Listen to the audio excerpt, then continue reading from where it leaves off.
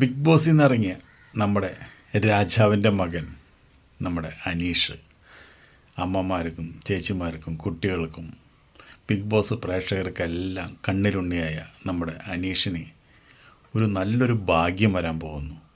ആരെ കൂടിയാന്ന് ഭാഗ്യം വരുന്നത് അറിയണ്ടേ? നമ്മുടെ ലാലേട്ടനെ കൂടിയാണ് ഭാഗ്യം വരുന്നത്. എന്ത് ഭാഗ്യമാണെന്ന് അറിയണ്ടേ? അതാണ് ഏറ്റവും വലിയൊരു ഭാഗ്യം എന്ന് പറയുന്നത്. ഇതാണ് ഫസ്റ്റ് പ്രൈസ് ഒന്നല്ല ഭാഗ്യം. എന്താണെന്ന് വെച്ചിട്ടുണ്ടെങ്കിൽ മോഹൻലാലിൻ്റെ കൂടെ നമ്മുടെ അനീഷ് ഒരു സിനിമയിൽ അഭിനയിക്കുന്നു.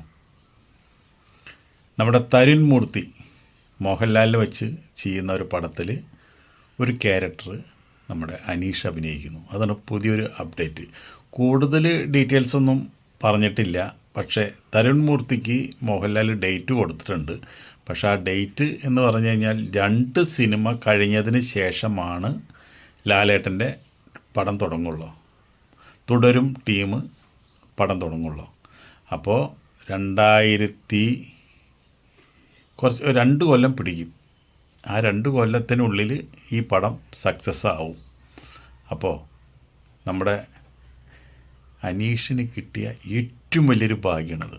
അനീഷിന് ഇപ്പോൾ പലരും പല ഡീഗ്രേഡ് ചെയ്യാൻ നടക്കുന്നുണ്ട്. എന്താണ്? അനീഷിന് സംസാരിക്കാൻ അറിയില്ല, അനീഷിന് ഉദ്ഘാടനങ്ങൾ കിട്ടുന്നില്ല, ആൾക്കൂട്ടത്തെ ഫേസ് ചെയ്യാൻ പറ്റില്ല, ആൾക്കൂട്ടത്തെ കയ്യിലെടുക്കാൻ കഴിയില്ല, നമ്മുടെ റോബിൻ ചെയ്യുന്ന പോലെയുള്ള സംഭാഷണങ്ങൾ പറയാൻ അറിയില്ല എന്നൊക്കെ പറയുന്നുണ്ട്. ഇതിലൊന്നല്ലല്ലോ കാര്യം. കടിക്കനെ പട്ടിക്ക് എന്തിനാ തല? നമ്മുടെ അനീഷിന് നല്ല ബുദ്ധിയുണ്ട്, എല്ലാത്തിനെക്കുറിച്ചും നല്ല വിവരമുണ്ട്. അത് നമ്മളെല്ലാവരും കണ്ടതാണ്. പിന്നെ വെറുതെ വള എന്ന് പറയാനായിട്ട് അനീഷിനെ കിട്ടില്ല. അനീഷ് പറയണതെല്ലാം നല്ല നല്ല കാര്യങ്ങളെ പറയുള്ളൂ. പിന്നെ വാരി വലിച്ച് ഉദ്ഘാടനങ്ങളൊക്കെ ഒരുപാട് വരുന്നുണ്ട്. അനീഷ് ഒന്നിനും എടുക്കുന്നില്ല. നല്ലൊരു മനുഷ്യനാണ് അദ്ദേഹം. അദ്ദേഹം കാശിൻ്റെ പുറകെ ഓടുന്ന ആളല്ല. അദ്ദേഹത്തിനെ തേടി വരുന്നത് മാത്രം അദ്ദേഹം അതിൽ നല്ലതും ചീത്തയും തിരഞ്ഞു നോക്കിയിട്ട് ജനങ്ങൾക്കും ഗുണമുള്ള എന്തെങ്കിലും ഉണ്ടെങ്കിൽ മാത്രമാണ് അദ്ദേഹം തിരഞ്ഞെടുക്കുള്ളൂ. അതിനിങ്ങനെ അനീഷിനെ ഡീഗ്രേഡ് ചെയ്യേണ്ട യാതൊരു കാര്യമില്ല. ബിഗ് ബോസാണ് അവസാന വാക്കെന്നുള്ളത് അനീഷ് വിചാരിക്കുന്നുമില്ല. ഇപ്പോഴത്തെ സിനിമ വന്നിട്ടുണ്ട്. ആ സിനിമയ്ക്ക് വേണ്ടി നമുക്ക് കാത്തിരിക്കാം.